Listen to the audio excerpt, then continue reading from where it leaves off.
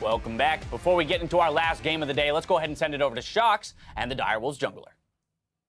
What's up, guys? Shocks here, joined by Fire from the Direwolves after getting the first victory on the board. 0-2 up against it. It was absolutely do or die versus Rampage. How did that influence kind of your mindset and your strategy going into this game? We knew that we had to win that game for any chance to make it out, and our goal is to make it out of groups. So it wasn't the best game, but we pulled through. So we're just looking forward to reviewing and learning from our mistakes today. Well, that is the important thing if you guys want to get out of groups. And if you look back on it, it is quite a heavy group, it looks like. Now that you've seen all the teams play, what is your feeling about the group in general and your chances of getting out?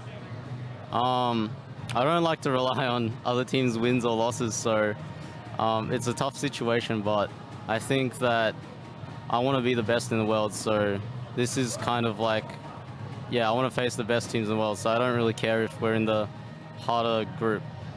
Well, I did see your enthusiasm at the beginning of the show. You put on a show. You showed that you wanted to play. Important wins will be the ones that you have to get versus the Red Canids and SuperMassive. You weren't able to do that today, so what has to change going into those matches? I think everyone needs to step it up.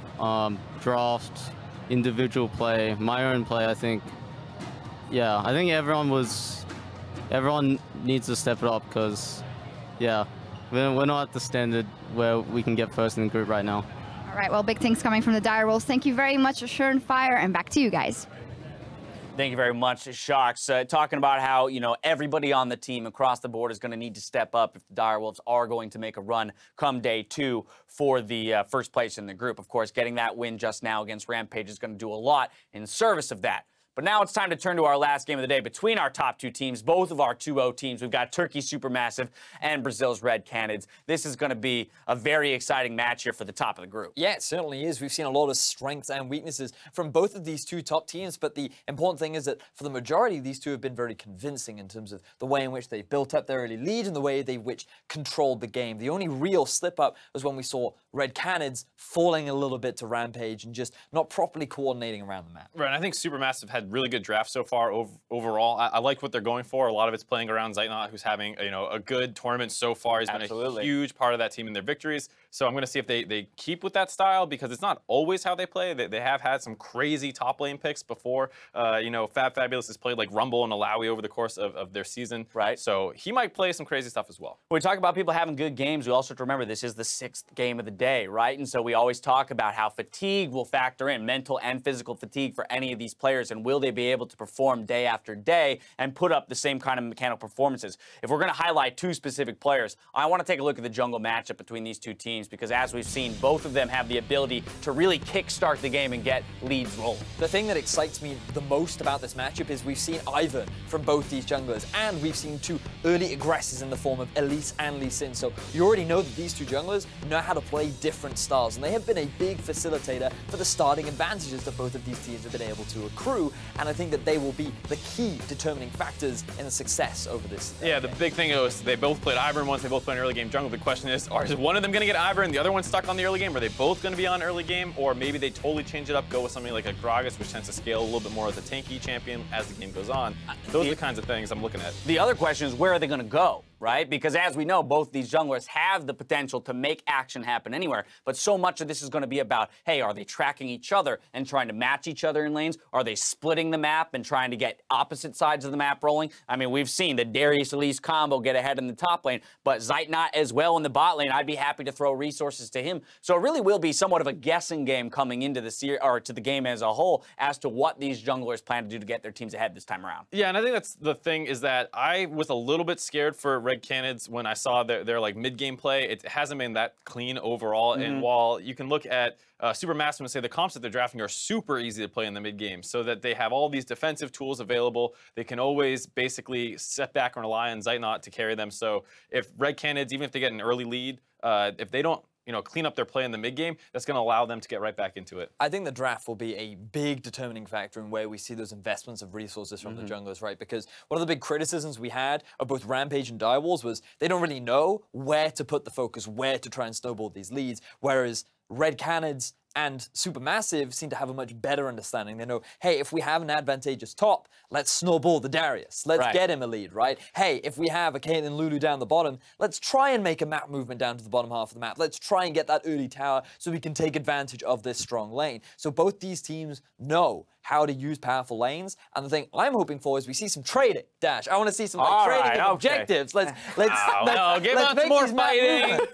I want to see clean macro from these teams because they're going to be going up. Like if you're finishing first in your group, you got TSM and the LMS to think about as well. I was just about to go there. I was going to say, you know, not that I want to get ahead of ourselves and say that it's definitely going to be one of these two teams moving on to face either the Flash Wolves or TSM. But somebody's going to have to, and at what point do you start looking ahead at those matchups and say, okay, where are the aspects of our game that we need to polish up in order to go up against these other teams that might have a more solid macro game? Is it here? Do you need to test it here, or do you need to rely a little bit more on what's worked in the past? Make sure you're getting the victories. I mean, that's the thing is that I would say when I look at these games, even though they might be bloody sometimes, they're not particularly fast-paced or high-tempo games where people are resetting off the map really quickly. You see sometimes, like we saw in one game, where there's a huge skirmish in the top side, and then there was no objective taken under. They weren't put under pressure. And that's the thing that as you start playing better and better opponents, that's what they improve on. It's not like, oh my God, we're mechanically, individually so much better than you. It's our map movements and our team play and how we keep up vision and pressure. And those are the things that I haven't been super impressed with and that these teams are going to need to clean up a little bit more. All right, our first place teams go up against each other right now. So it's time to send it over to the casters to get ourselves into the last game of the day. Enjoy.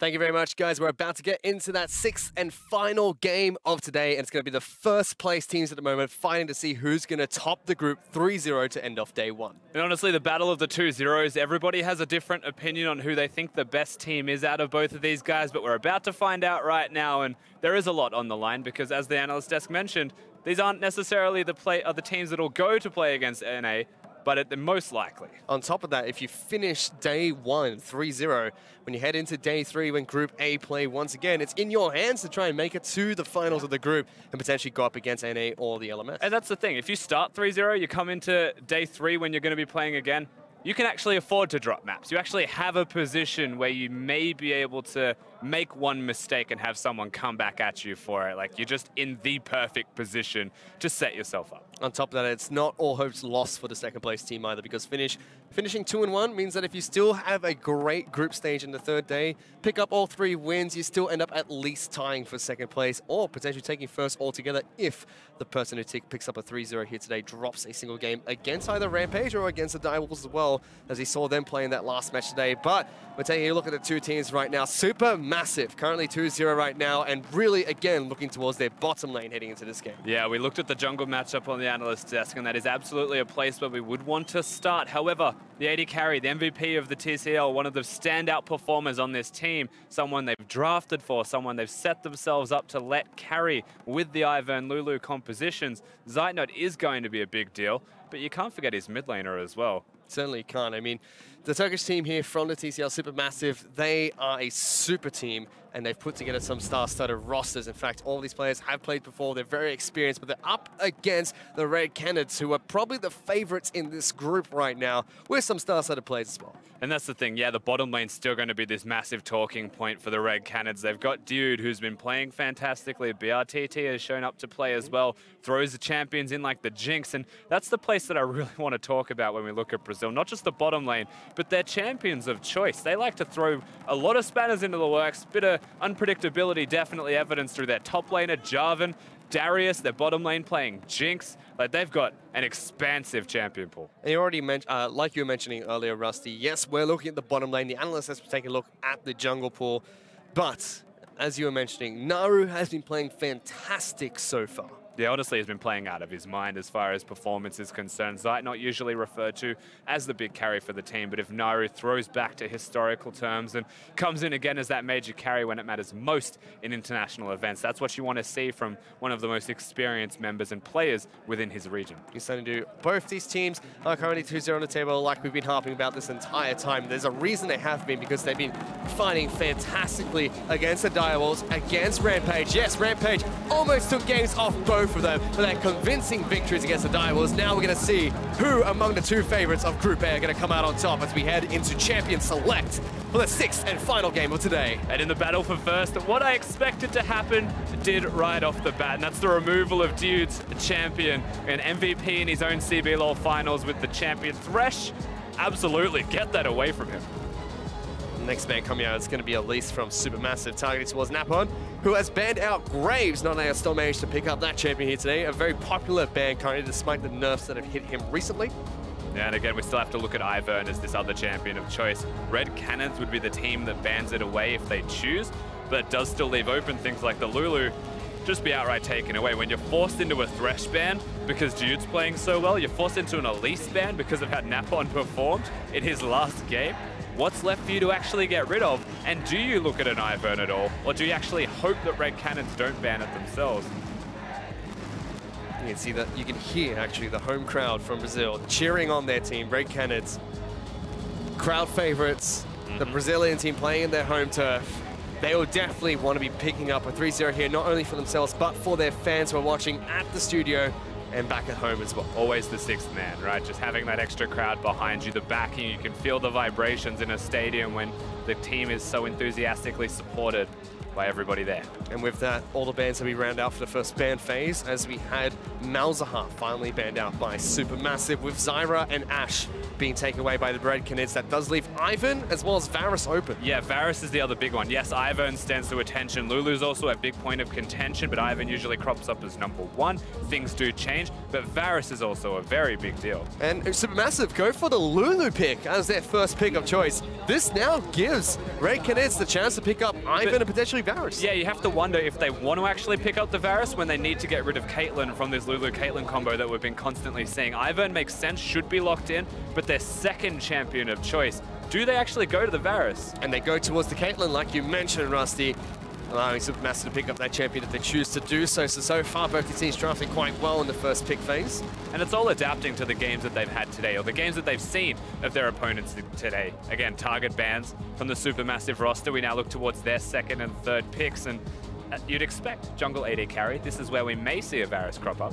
Well, let's see what Supermassive decide to pick up. First up, it's going to be Lee Sin to go up against the Ivern, probably the second most popular jungler at the moment, barring maybe Elise, who is constantly banned out by multiple teams. Bat and Graves always being removed from the board as well, always banned away. So good to see. Stomage, very good, prolific Graves player historically, also able to hard carry with his team through all of the wildcard qualifiers of old. Still doing it now. And like you predicted, Rusty, Varus picked up for Supermassive to round out their first pick phase, leaving their solo laners for last, and we should see the same thing from Red Canids. And so perhaps a Karma expected once again. This is the standard support into the Lulu. If you want to match control of the wave, you've got a Karma, so you should have a strong 2v2. If they do lock this in, there's going to be a lot of contention through the middle lane and the top lane specifically, but because we're in the second part of the ban phase and pick phase, Red Canids have a slight advantage. And that's exactly what gets locked in for Red Canids here as Karma's picked up for Dude in the bot lane. Still some chance to be flexed in the mid lane. We have seen it from time to time in the LPL, in the LCK as well.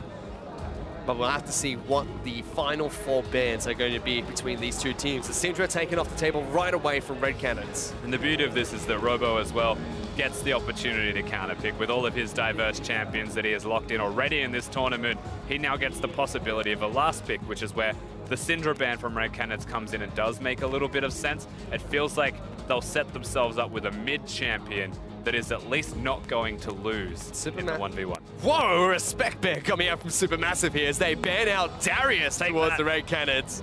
No more donkey for you, Robo. It's just a very awkward ban to look at on your ban list. They remove a top laner, you'd have to expect another top laner to be taken away from Supermassive, but there's still things like Gragas up and available. You've got the Shen if you want to default to something like that, and they've got to protect the Caitlyn composition, where Shen would just be divine. Orianna is the final ban from Red Canids, so another mid laner being taken away. Shen still left up and available if they decide to ban that out. But the final ban coming out from Supermassive will be Cassiopeia towards Tokus. Okay, so Red Canids 3 mid lane champions taken away from them. We mentioned the Karmic and Flex, you're absolutely correct. Unlikely. Whoa, Talkers suddenly the rise to the occasion here. Rusty picks up Rise heading into the mid lane. Yeah, very roam-heavy champion. Of course, Talia's still a champion that can come up and potentially match the strength of a Rise. The laning phase, a little bit more contentious as to who would outright win that one. But there are options. Always going to be present for Supermassive, even with all of the bans there. Mid lane just has the most diverse champion pool. Red Canids do get their counter pick for the top side of the map with their final pick later on in the draft stage. Supermassive still yet to show top lane or mid lane as they lock in Galio, which they have played once today already. And for all intents and purposes, that is the top lane Galio. If they do decide to throw a spanner in the works and flex the pick for themselves, and they can put it mid, but expectations are definitely towards the top lane. So they've got a champion that can wave clear, does a lot of base damage, builds straight tank, and can support and let his team carry. But what you always need with a Galio is something like a Lee Sin, something that can go into the backline so that you can go onto them. And one of those champions could potentially be Echo, who loves to phase dive into back lines. And that should be Naru's pick of choice to go up against the Rise. Yeah, so again, that should be the mid lane champion. Supermassive completed their team composition. Red Canids with their last pick remaining, looking towards the top lane. Where does Robo go again? We'll have to see. So far he's played Darius, he's played Jarvan. That seems like the pick of choice for him. I mean, this could get locked in, and again, we'll see Robo playing another dunker that Jarvan's picked up for the top lane. Now, there was one really cool thing about Robo when he was actually playing the J4 was the fact that he was so aware of how the champion works in laning phase. When you're W maxing, you don't have a lot of damage, you don't have a lot of lane pressure. In fact, you would have to imagine that from the point where Fabulous gets level 3, maybe even level 5 and beyond with all of his natural wave clear, just from the champions kit, the Robo has to sit back under his turret. But what we saw the last time he played was that the W shield's massive. If you try and dive him like what Chippies was doing on the Olaf, well then you're gonna have a pretty bad time actually locking him down and killing him. Very strong player. Excited to see how this lane's gonna pan out though, because Galio, top side of the map, does do very well in the laning phase. Jarvan has to sit back and relax for some time until he picks up the Tiamat. If he's going towards the more tanky route, if he's going a little more aggressive and picks up some AD there, might be a different story. And that's the big thing we have to highlight as well, right? They've got a Lee Sin Galio, and they've even got an Echo who focuses mostly on wave clear in the middle lane, which means they do have a strong top side of the map. There is a chance that that is where Supermassive focuses, puts all their attention towards, perhaps keeping the Ivern down, invading, or even ganking in that area of the map. And we already talked to Dumbledore earlier. He was incredibly confident going up against the Red Canids bottom lane of BRTT and Dude. And Dude, he said, well, if they're confident to go up against us, we're ready to take them on. So that could potentially be the case in this game. Both bottom lanes are happy to sit bot lane on their own. Yeah, Dumbledore's legitimately said he doesn't think he'll lose to any bottom lane within this group. Dude said he had a plan. And so now we get to see that plan in action. BRTT on his Caitlyn, supported by Dude on the Karma. That's not his Thresh, but it's close enough. You see the hometown crowd here from Brazil supporting Red Canids who take on Supermassive. The two #1 teams of Group A battle it out to see who is going to be first place to wrap up day 1 of Group A. And as we hop onto the rift, once again, the early pressure always highlighted around the jungle position has been mentioned time and again, but Ivern just seems to be the best champion at the moment. But blue side has a 100% win rate, I believe, today, and Ivern's on red side. So most seriously, we're going to have to see how this one does play out. Let's see if the blue side advantage, so to speak, plays off for Supermassive to try and upset the hometown favorites. These two teams are the favorites of Group A, followed probably by Rampage and Direwolves behind that. Depends who you ask, of course. Don't ask us. Different story. You ask a Brazilian fan, Brazil definitely the #1 team, though. You ask a Turkish fan, and the same thing applies in the converse direction. And as you've mentioned already, the 6th man of Red Canids will definitely be helping them out today. They want to prove their hometown, or they want to make their hometown proud. The best way to do so is to finish off nice and strong in the first day of MSI play-ins. One cool thing as well that we are seeing from Supermassive is a red buff start from Stomaged. There is going to be a ward actually spotting him at the Raptors, however, when he does go towards that camp. So it's going to be most likely noted by Napon as to where he wants to go. And this is more so an expectation from Stomaged to go red, probably to the enemy blue buff instead, because he knows that his blue buff is always going to be in jeopardy. So good awareness from Supermassive this early in. SuperMassive do have vision control as well towards the bottom side of the jungle, so they know Ivan has not started on his blue buff. In fact, he just marks the red buff, moves over towards Raptors, and smites that away. At the same time, Stormage has taken my red buff and did not walk over the Raptors ward, so has not been spotted out by Red Canids yet. It's a bit of a 50-50 as to where the Ivan's going to go, but he's the one who always has tempo because he can come over to his next camps. Doesn't have smite. In fact, he's running super low on mana, so curious that he has gone for this clear that he has chosen. Yep.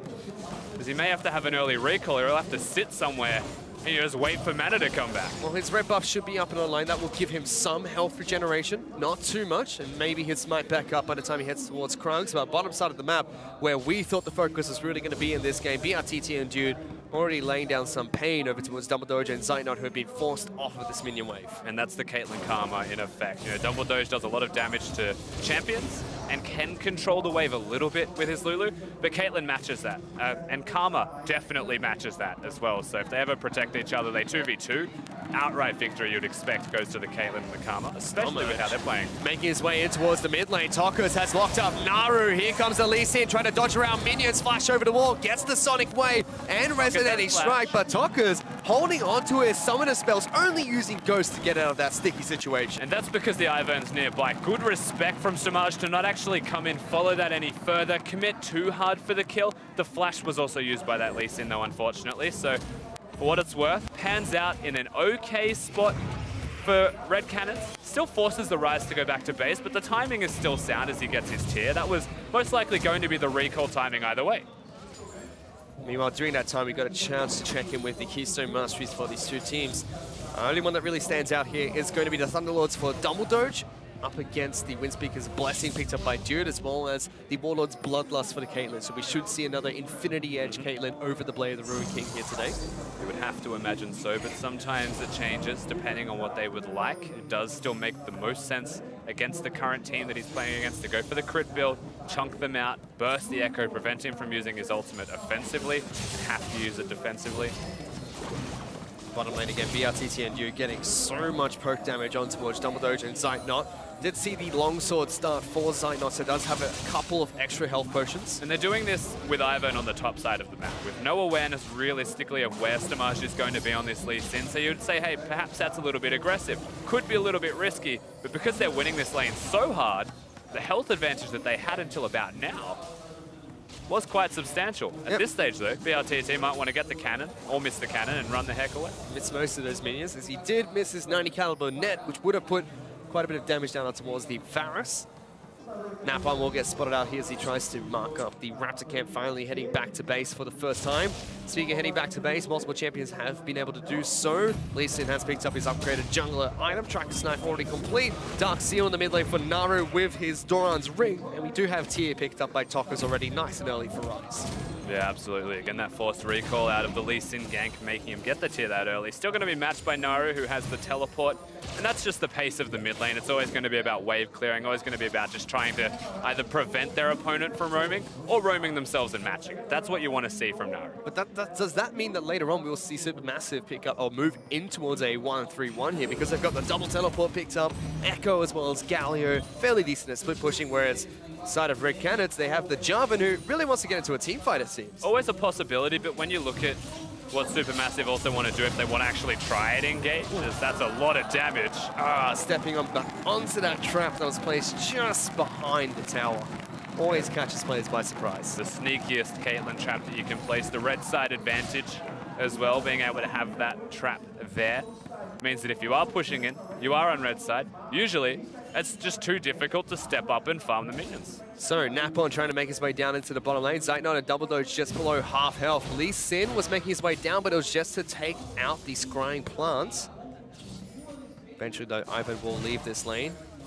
BRTT continues to poke up against Zeitnot and Double Doge, but Tokers has been jumped on. Here comes Stomach, forcing the flash out of Rise, and again, Tokers lives through another gank from SuperMassive. Able to absorb all of this pressure out of the Lee Sin. They've watched him through wards, clear the Gromp, go top lane, back through the ward, go to the bottom side of the map, but they've got control wards set up here, SuperMassive. The pressure's still there from Naru in this mid lane against the tier of the Rise. Has Storm Raiders, doesn't have Courage of the Colossus. He is susceptible to these ganks, so is Napon. Stamaj has no Q though. Napon will be able to take down one control ward, finds a second. Wanted to root up Naru, but says, oh, 30 gold, I'll take that instead. And that's all of the vision cleared. Of course, more wards having to be placed down to try and prevent the jungle from being invaded. Second red buff available for the Lee Sin also. But we're looking more towards the level 6 point for the side of SuperMassive. That's when it really matters for them. They get the Lulu ulti, able to then leave the lane Varus ulti, able to actually provide a form of engage for their team. Same thing applies with the Lee Sin hitting 6. Until that point, they don't really have engage other than Naru hitting his parallel convergence. And we finally had the bottom lanes go back to base. A BF sword for the Caitlyn, whereas Bilgewater Cutlass picked up by Zeitnot. Even top side of the map have gone back to base. So Fabulous has picked up 2 Doran's rings, whereas the side of Robo, he's got his Tiamat, which is where Jarvan wants to sit comfortably for the rest of the laning phase. Both top laners still holding on to their teleports. So at about this point, Robo then becomes a actual pushing champion, not a completely irrelevant top lane champion. Means that Fabulous has to show a little bit more respect. And there is potential then to not just be stuck under the turret, to have the ability to leave the lane, constantly roam around. Yep. But Galio, just by design, has so much wave clear that it's really difficult to challenge him for anything. And if you leave the lane first and Galio follows shortly after, his ultimate will come in handy. He's able to get the jump on towards the opposite team. But now though, Stomach might find Napon inside of his own brush. Just sitting there, puts a ward down, tags him with Sonic Wave, doesn't follow up. As you mentioned, fairly awkward. But Ryze was in base, so Napon can't actually contest for it, which is why Daisy comes out. He's going to be a scout for the team. Just waiting for the blue to spawn. Or not spawn, sorry, be ready. Still standing on top of a ward. Does look like Stomach wants to go close. There we go. Napon picks that one up. We'll be able to donate that one over towards Sockers as well. He'll be very happy to pick up a blue buff as Ryze. Pick it up. But still, there's so much vision on that side of the map for SuperMassive. Lots of trading. That's a red buff, remember, on this Jarvan. Yeah, Robo, more than happy to go toe-to-toe against Fabulous, does not use his W there. There is someone coming up the river, though, to where he just walked towards. Gonna have to be careful. Fabulous looking for the fight already. Taunt connects as he slides his way out, charges up the uppercut, but Naru's here, smacks him with the baseball bat and picks up first blood in the top lane for SuperMassive. And all it took was the flash, which was definitely still traded. Naru has the teleport, choosing to walk back to this mid lane, though. Doesn't want to be at risk of getting locked down by an Ivern. And this should still be well and truly defensible. So great moves from SuperMassive, getting to the top lane, finding a kill, utilizing the fact that Robo had a red buff. He was going to play aggressively, use his health bar and try and match it. The sustain, the health regeneration that comes from red is why that happens at all. They capitalize. Big play from Fabulous as well. He was able to get the taunt halfway through the slide combo from Robo.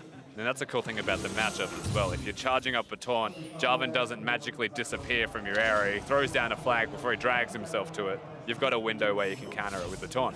So in this match between Napon and Stormage in the jungle, something that was talked about quite heavily in the analysis, it's still fairly even. I mean, 3,000 gold for the son of Ivern, about 300 gold behind for the SuperMassive jungler, but it's very different from the Lee Sin against Ivern match we saw in the last game between Rampage and the Direwolves. But again, the one thing that isn't even is the fact that Naru is playing extremely well, has got a gold lead, has got teleport, and that first kill for his team being the first blood. So as the map opens up, as everybody's looking at Zeitnot, all eyes are on keeping him down. They're doing that with the draft. But who's going to stop the Echo? And it's something that we see used a lot against Syndra's. Echo using the ultimate to avoid Syndra's ultimate, avoids lots of damage. Similar concept against Ryze, really once the burst combo comes through, use it, regenerate all your health and go fight back with your Time Winder. And you know, there is a real chance that as we progress further into this game, Naru's going to have a super challenging time killing anybody on Summoner's Rift, just because it's an Ivern to shield people up. Jarvan has his own shield, Ryze has his own shield, and then the Caitlyn's just going to be absolutely protected without fail. And so who does Echo actually assassinate?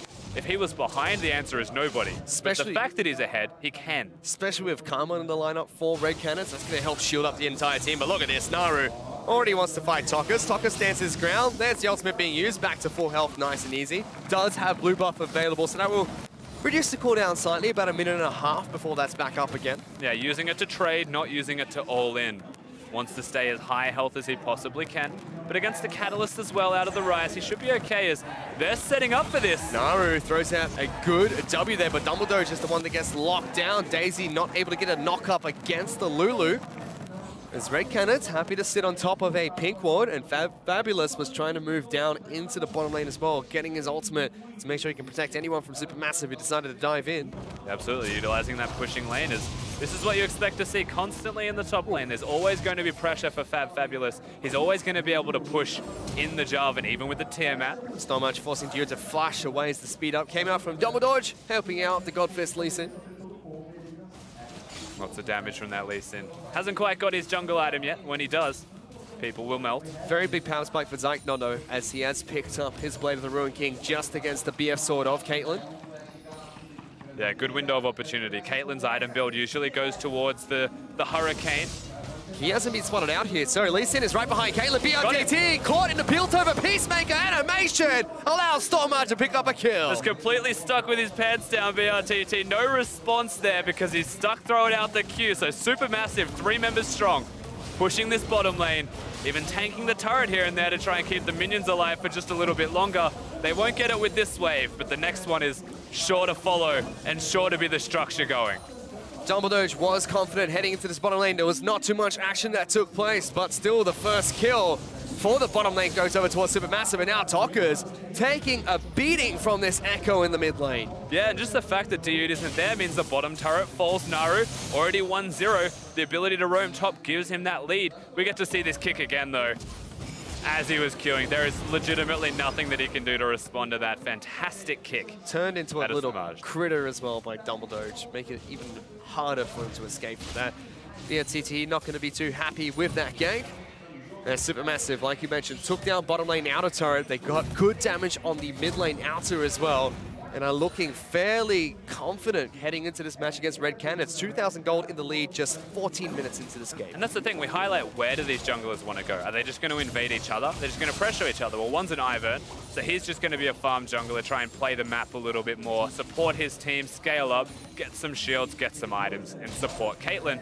Stormmarch plays the early game jungler, plays the level 6 impact jungler, and actually finds that opportunity, keeps BRTT down, and now sets the bottom lane of SuperMassive up to get the turret. Now rotate towards the mid lane, set up a 1-3-1 that they can put themselves in with 2 teleports there. This is exactly where they want to be. And there's still no item power spikes for Red Canids. Robo's still sitting on components. No redemption for Napon. Tokka's hasn't even completed his Rite of Ages. And that's the thing, it's about timing. Not just that they got the gank in the bottom lane. Like, the fact that you have a Blade of the Ruin King, we mentioned this much earlier, that's when the gank happens, right? So that's a window of opportunity where Zeitnot's going to be doing more than BRTT. But he's also going towards the crit Caitlyn build. So now that he's behind, he stays behind for a little bit longer just because of how accelerated the bottom lane goes.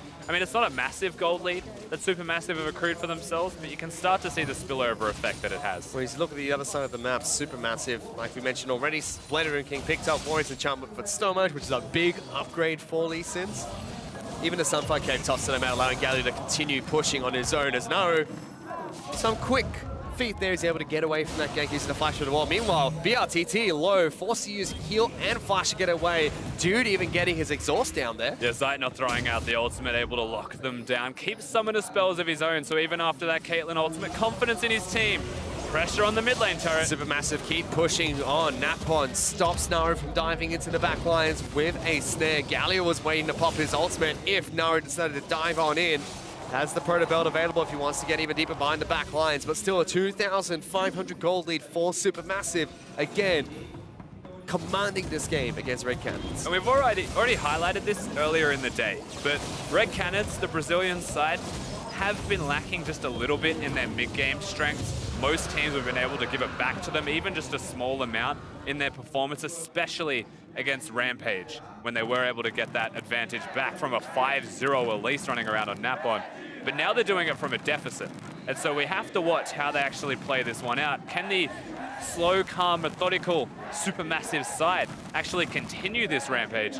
Or will Red Canids be able to hold on and show they do still have what it takes from a mid-game deficit, not lead?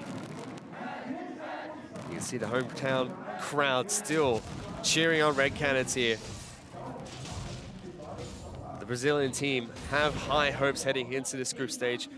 Group A was looked to be the strong group thanks to the fact that Turkey as well as Brazil were in this group. We finally get to see them playing here today. And as expected, 2-0 up for both these teams. Only really tested by Rampage. who finished the group stage 0-4. And they give a blue buff over to Stomaged. There was slight amount of pressure from Dude, but they don't give it to the Echo.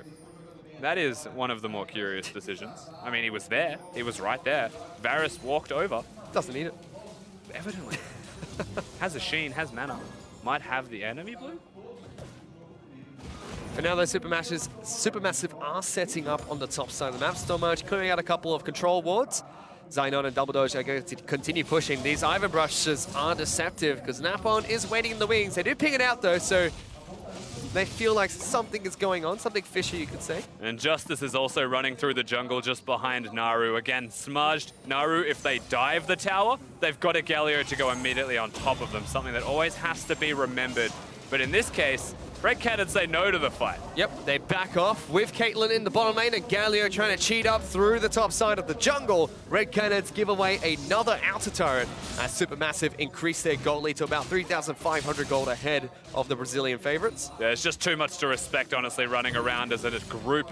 They're trying to trade, they're trying to get the mid lane turret. Eat your heart out, Vedius. They are trying to do as you suggested, but it's just not happening. Supermassive continuing their push top side of the map. Robo is stuck alone to deal with this one. That's fabulous. He wants a piece of BRTT. He's going to give him some justice himself. BRTT's just running away, but he chucks a couple of punches into his face and takes him down one-on-one. Your cupcakes do nothing, VRTT. They're actually just placed as an afterthought as Galio casually lists over them. Secures a kill. That is a big Galio now running around. And with teleport in the bottom lane for himself, Fabulous is going to continue split pushing for Supermassive, making sure that the rest of the team can be grouped up as 4 and trying to capitalize on a 4-on-3 fight. And they can't afford to have Caitlyn die. They can't afford to have Caitlyn split pushing. All of these things now get exacerbated further. Fabulous has brought the minions up with him. Supermassive now collapse themselves, and so much pressure on all these structures. Naru into the back lights, Dude down to less than 200 hit points. And Supermassive use that dive to take down the bottom lane inner turret. As it stands, 19 minutes into this game, Red Canids are trying their best to trade to get these structures, but there's no kills, there's nothing to be seen, absolutely just the number 0 as it all starts from hitting the knockup, plain and simple, as trap 1, trap 2, throws a third one out for good measure. Unfortunately, none of them are actually able to save his life. He was doomed to die. Yeah, Fabulous doesn't want any of your cupcakes, BRTT. But Supermassive. 0 kills, 0 turrets. Not a lot of hope right now for the Brazilian side. They will still get there first. Robo will at least stop a perfect game here, potentially pull back some of the gold lead for Red Canids. Naru is sent towards top side of the map, just going to clear up this minion wave for Supermassive. Takus is waiting in the wings. They're trying to take out a control ward. There is a Galio coming in if Naru needs him. There it comes. Superman's going to come back down, but Red Canids get the heck out of dodge and avoid the knockup. And the control ward lives. That's what really matters here for the Turkish side.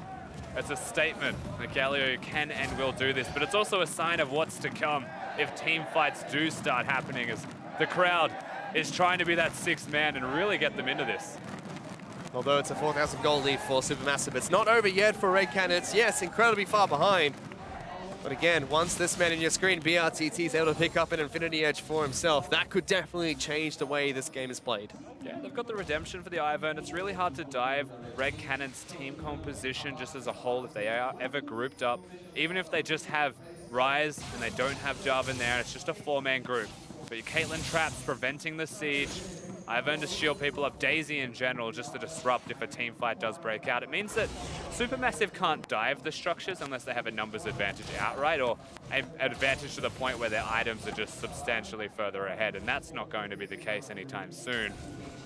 They need to find other objectives, and for me it's Drake and it's Baron. If they can bring Red Canids to the Baron, then they can fight them in that area for it, because Red Canids won't be able to set up. They won't be able to put the Caitlyn traps down. They'll have to check. And now Supermassive very happy with going into a 1-3-1. They've got Naru in the bottom lane. Fabulous is top side of the map on Galio. He has his teleport available. So does Naru. Stormage, Zeitnot, and Dumbledore are sitting around the mid lane. They're cheating in towards Fog of War when they can. And Naru's on a turret with a Lich Bane. Jarvan has to come down. He's going to have to respond. But at this time, look at where Supermassive are. It's actually he might just be in trouble. He's trying to get right behind Naru. There's the parallel convergence, looking to try and keep him alive. Does get a big shield, tries to take down Robo, flashes over the wall, and gets the heck out of there. Meanwhile, they're definitely looking at the Baron. It's at half health. Well, here comes the teleport. Robo's trying to get in. Even if he does, it's still a 4-on-4. With them trying to get into the back lines. Will he get the smite? It's taken away by Snowmarch. Robo wanted to try and steal that one, but SuperMassive get the major objective. Teleport in. They've got Echo coming into the back lines. Blast Code gets them back to safety, but Robo does get taken down. Jude is trying to get the heck out of Dodge as well, as SuperMassive increase their gold lead. And that was a subtle thing, but the taunt out of Fabulous to prevent Ivern from getting it at all, just sitting on the edges of the Baron pit, preventing that steal. Massive victory for SuperMassive. Not only do they just get themselves the Baron, Naru lives, is able to teleport in, and now they pressure extra structures. This is a complete and utter disaster for the Brazilian side. Mid lane, inner turret taken down by SuperMassive. Stormarch is prepping away from the top side of the map for the final inner turret to fall here. Now SuperMassive rotate the rest of their members towards the top side of the map. Almost looking like it's going to be the most convincing game of today here, Rusty. Yeah, in a battle of the 2 zeros, this does feel like the most clean, holistic, almost macro type of victory. They are playing it properly. 1-3-1, go for the objective, which was the Baron. We already mentioned why the Baron's super important. What's also just important to take out the structures in the end is, this is the big thing we need to highlight. Not only does he block the ult, watch the taunt out of Fabulous. As they are stuck, there's no way for him to get over the wall, as Stamaj does get over the wall. I believe he wanted to kick them as he came back in. The Q was already on the Baron. So he secures that one for his team. Compliments of Fabulous as Zeitnot definitely doing a lot of damage. Yeah, Stormarch and Fabulous played out fantastically. Lee Sin jumping over the wall, ending the taunt with a kick, getting back into smite that one away, made sure there was no scenario where Napon could steal that one with a flush smite. Robo tried his best. Unfortunately, the slide combo from Jarvan's not enough to take down a Baron. SuperMassive increased their lead by taking another elemental dragon for themselves. Ocean Dragon has been picked up here. Yeah, there's going to be another one just afterwards as the pressure continues. Naru going to be hitting the top lane. He's going to be 1-3-1-ing one more time. They've already got the Galio bottom side. That's where they're going to start this one off. Is actually, Red Canids are in. Red Canids want to go for a fight, but here comes Galio with a big 3-man knocker. BRTT is locked out as well. Robo, who started the fight, has already got the heck out of there as Red Canids lose their 80 carry. And their desperate engage backfires, SuperMassive sieging the base. They're going to be able to take down the mid lane inhibitor turret. Inhibitor is next. SuperMassive definitely going to look for more because they've got a wave prep top side of the map. Absolutely. They've also got one bottom, so pick and choose wherever you'd like to go. Zite not just going to walk through the turret. Minions are here ready to go, timed perfectly. This is very clean. It was a Hail Mary play from Robo and it didn't work out for the Red Canids. SuperMassive get 2 inhibitor turrets and 2 inhibitors take it down already, and they still have half a Baron buff to work with. And that's what you want to see from Galio as well, out of Fabulous one more time, showing his skill on the champion, but it's because Red Canids are engaging. They're desperate, so they have to go forwards. Their team composition definitely does not want to go forwards. They've got an Ivern. They want to pick and choose their battles and slowly whittle down your health just that little bit more every single time. But because they force it, everybody's going to get knocked up by the hero's entrance. As you get back over to those Krugs, Lulu. Stormarch knocking Double Doge away there, despite all the help he's given him this game. We can check it with the gold. Big lead for Zeitnot. At the moment, 11,000 gold to 8,000 gold on BRTT. And Fabulous is just a massive tank at the moment. Baron buff will finally expire on SuperMassive when everyone except for Stormarch. And frankly, just as it stands, BRTT may have 2 items completed, but those 2 items do not even compare to that of his opponent. The damage is just too real. Nothing's going to stop the Galio from killing Caitlyn at this stage. That's just where we're at. As you mentioned, Caitlyn's just going to stay behind for so long, and they're going in again. SuperMassive, they're not afraid of no one. Stormarch deep into the back lines, kicks Robo back of all people.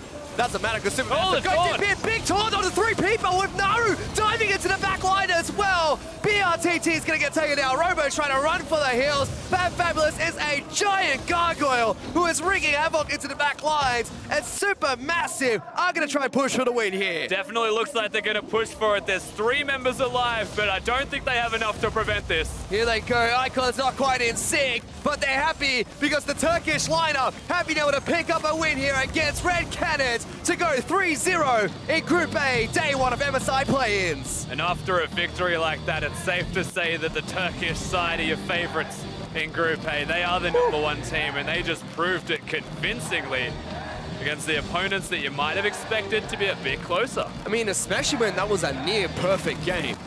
All Dragons taken away, all Barons. The only thing that stopped that from being a perfect game was the fact that Robo got a turret in the top lane. Yeah, that was, I'm going to say, a clutch turret to save themselves from a perfect game on an international stage. That's something that rocks you. To be 2-0 up, yes, you're still in a good position. They can reset because this is their last game for today, and they'll be happy about that. If that was game #1, if that's how today started off for the Red Canids, could have been a different story. And other than that, so far, for SuperMassive, the only thing that has really tested them has been the team that's gone 0-4 in the first day of groups, which was Rampage, and they're just looking so dominant. Excited to see how they're going to play in day 3. Yeah, that was honestly just such a clean, crisp performance out of SuperMassive. They did not look like losing from minute 1. And the beauty of this, once again, is that Naru steps up to the plate. He's the big carry for this team one more time. Yep, he's done it all day and did it again in the final day of the match. But to wrap up the day, let's give this one back to the analyst desk to break it all down.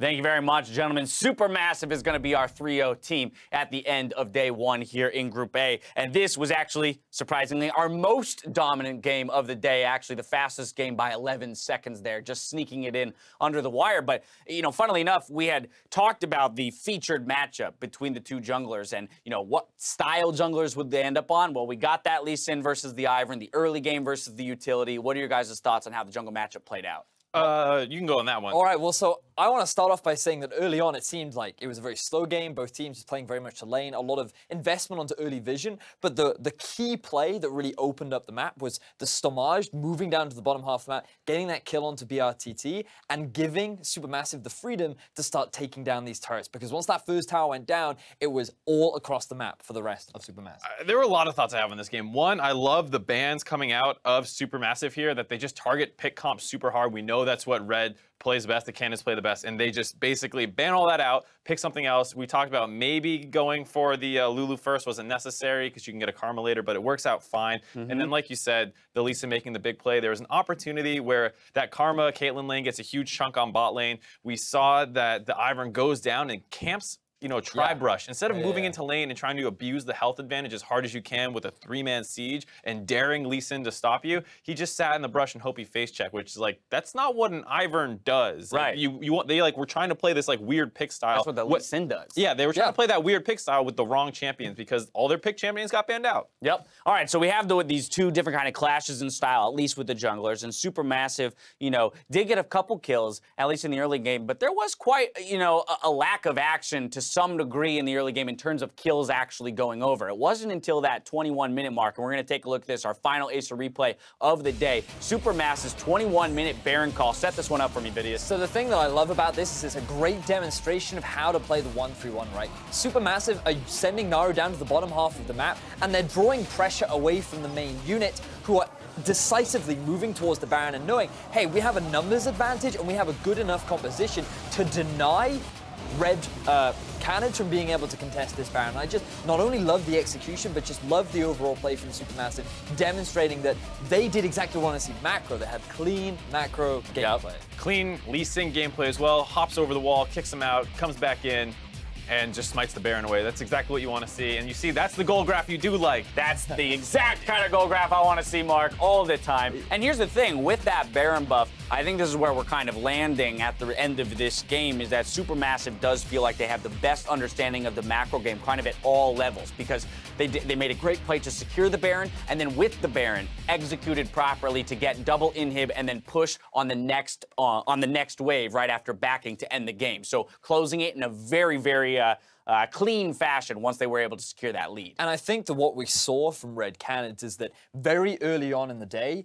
Direwolves gave them opportunities to maximize the use of this Ivan, right? So they freely got to a point where they could optimize this Ivan composition. They didn't need the engage because Direwolves were acting as the engage for them, right? Whereas this time around, there was no big team fight. They weren't allowed to scale into the mid game. BRTT ended that game with a 0-4-0 record. Like, these guys, they could not optimize this composition. They didn't have the same sort of setup that they had earlier in the day. Right, the Syndra's gone, the Thresh is gone, the Elise is gone, all champions that they had huge success on their previous 2 games, not available this time around. I just thought it was a very good understanding of SuperMassive of not only how to counter their opponents, but how to play their own comp as well as just play some good League of Legends. Yeah, I mean, I love this point about the aggression as well, because so much of League of Legends can look different based on where the gold falls in the early game, right? You look at the first game of the day, you go, holy crap, Caitlyn, Ivern, Lulu, that's an insane composition. No one should ever be allowed to have that. Well, yeah, of course it's insane if you're hand-feeding the Caitlyn kills in the early game and helping her scale into late. We see here that there is downside to picking a composition like that if you can't get it rolling or extend the game past that 25, 26-minute mark. Good understanding of some of the more fringe picks as well. They take the Galio. You see there the Canids trying to counterpick it with a Jarvan, being like, oh, it's a scrappy physical damage champion that should do well into Galio. And then he's just spending most of the game getting pushed in.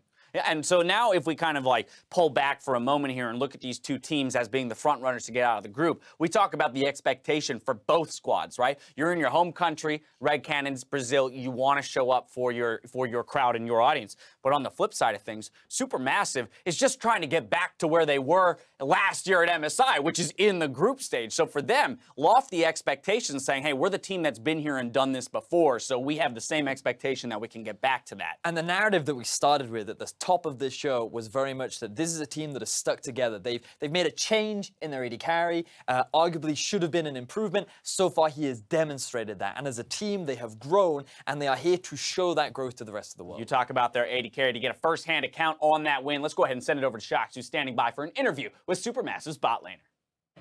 Hey guys, Shox here again, and I am joined by Zeitnot, the AD carry for SuperMassive, after locking first place in Group A and a massive victory over the Red Canids. How much of a confidence boost is it for the team that you are first place and you beat the crowd favorites, Red Canids? Well, we had our doubts against Red Canids. I think they are really strong, but unexpectedly, I didn't expect this much. I mean, it wasn't really hard. But yeah, we won't be overconfident or we might lose. I always lose wildcard tournaments, so I'll be extra careful. Yeah, good to be careful, but you did lock #1 place. Going into the next round, you have to play all these teams again. What is the edge or the advantage that SuperMassive has going into the second round? Because you guys look pretty unstoppable. We had some bad games, I mean shaky games, but the last one was really good. So they'll be a bit scared, but we won't be overconfident, and we are 1 point ahead, so it's a lead. We'll try our best. Yeah, definitely not too comfortable. When I talked to Dumbledoge earlier, he was already thinking about playing versus TSM or playing versus Flash Wolves. Are you doing that as well, or are you trying to keep the focus, and how do you keep the focus to close it out? Dumble is that guy, you know, he wants to get ahead and talk big, but I'm not, so I'm the stressful one, actually. I'm always, guys, we're gonna lose, so I change the weather, you know, so they be extra careful. So, yeah, I'm that guy. All right, well, in any case, you have put up a fantastic performance so far, Zeitnot, so thank you very much for the interview, and good luck going forward. A carefully confident Zeitnot. Back to you guys. Thank you very much, Shox. I love that. You got to have somebody balance out Dumbledoge's confidence in terms of moving ahead in the tournament. But 16-1-11 on the day, you're talking about upgrades for this squad. 16-1-11, I'll take that performance any day of the week. He's having. Exactly. Nope, he's only got 1 death. You want big numbers. Big numbers. He's not putting up big numbers. Mark's all about the big numbers. Yeah, I don't care where they come from. Just give me some numbers. All right, I tell you a big number, though. 3-0, okay? Winning all 3 of your games today, as was mentioned there. That 1-game lead, right? You're now master of your own destiny, and I think that's very important going into day 3, rather, second day for Group A, but day 3 on the tournament, is that SuperMassive now knows that they're in control. So if they enter day 3 with solid game plans and knowing that it is theirs to lose, right? I think that they're going to have a really solid shot at clean sweeping this group. And they have that little bit of buffer in case a game doesn't go well. You don't instantly need to panic and be like, oh my God, we're 2 games back now or something like that. You can potentially lose a game, learn from it, and really improve over the course of the day, whereas a lot of these other teams need to play perfect the entire second day. I think that's the big focus, right? The fact is, for SuperMassive, the onus is now on their opponents to win, rather than because right now sitting at 3-0, if you drop a game, it's not the biggest deal. But the fact is, the enemies are just like, oh, we need this win in order to have a chance, because we have to go above SuperMassive, so we have to make sure they lose as many as possible. And again, I think this plays into SuperMassive so perfectly, because as we talk about Direwolves and the Canids, these are guys who are aggressive. So you're coupling already aggression with the need to win more games, right? And what is that going to turn into? Desperation. Desperation. Yeah. Exactly. And I think that as long as SuperMassive, again, kind of holds on to their experience and the knowledge that, hey, we as a team understand how to play this game better than the rest in the group, or at least at this point, that's what we've shown, that as long as we come in cool, confident, collected, we can take away the entire Group A. As we close out day 1, let's go ahead and take a look at Group A's standings. SuperMassive are undefeated in first place with the Red Canids close behind them at 2-1. The Direwolves end the day at 1-2, and Rampage look to bounce back from the bottom when they return on Sunday, but they do have their work cut out for them. Tomorrow, we've got Group B, who play their first round robin of the play-in stage. It all starts with LCL's Virtus Pro against LLN's Lion Gaming, followed by Vietnam's Gigabyte Marines versus LAS's Azurus Gaming. Gentlemen, as we look at this lineup here, Group B, give me your preliminary thoughts on some of these teams and the matchups that we got going on for us tomorrow. I think the big one that everyone's going to be talking about is Lion Gaming. They absolutely destroyed their league. They had something like an average of 5,000 gold at 20 minutes. It's absolutely crazy. 13-1 record or So something ridiculous. they basically had Envy's gold lead. If you took Envy's early game, but then had them actually win those games, then yes, that's what we're expecting out of Lion. I like it. I'll take that any day of the week. We talk about big numbers, Mark. Those are some big numbers for you. So you're looking ahead at that. What about you? Your dark horse outside of the LAN. So, last dark horse did not work out too well for us. Redemption. I'm giving you a shot at redemption. So my dark horse of the group is probably Azurus Gaming. Okay. There have been a lot of talk about their performance. LAS and LAN have also had a lot of rivalry between them, and I like to think that as LAN have improved, LAS have also been trying to match that level of improvement too. So I'm looking forward to seeing what that team can bring out. But then there's also Virtus Pro. How well will they stand up? Because remember, these are the guys that beat M19, and everyone was expecting M19 to be the representatives. And so I wonder what they're able to plow, given that they were able to get that upset over M19. I mean, everything about Group B seems so much more uncertain, and in a sense, because when we were looking at these and saying, well, SuperMassive, Red Canids, the top 2 teams in the tournament, all get ported over to this Group A, makes Group B a little bit more of an open book, right? Anyone can win this, and so it really is gonna, day 1, we've seen what can happen. If you dig yourself a hole like Rampage and go 0-3, you've got your work cut out for you. So tomorrow, every single win, every single game be that much more important. That is going to do it for us. So on behalf of myself, the casters, and the entire live broadcast crew here at Riot Games, thank you for watching, and we'll see you back here tomorrow.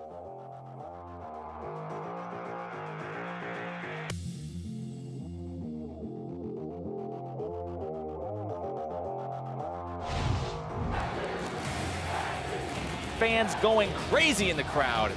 Excited for this game number 1 to get underway between the Canids and the Direwolves. Robo looking to lock him down. BRTT is going crazy as King's gonna be shot up. They are flying and everybody's dying. That's gonna be GG for the hometown boys. Red Canids win the first game of MSI 2017. Gonna be dropping the box and Double Doge is destroyed. Stomach's gonna be taken down next. Sightknot's able to find his way into the fight. One more auto attack. That's unstoppable. Now the fight's gonna be breaking out in earnest. Robo gonna be taken down before he can do anything. Napon now having to try to turn this fight right back around. Ramune gonna be taking a whole lot of damage. One more spider bite, grabbing the double kill. They better be chanting Napon again after that.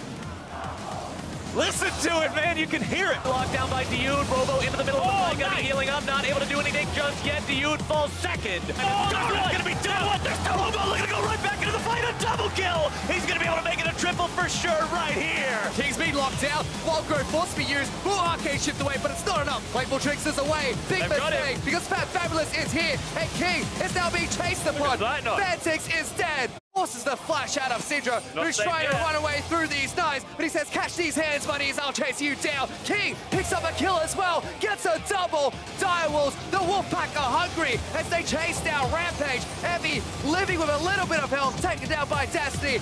Doesn't matter because Oh, the taunt. big taunt on the 3 people with Naru diving into the back line as well. BRTT is going to get taken down. Robo's trying to run for the hills. The Turkish lineup have been able to pick up a win here against Red Canids to go 3-0 in Group A, day 1 of MSI play-ins.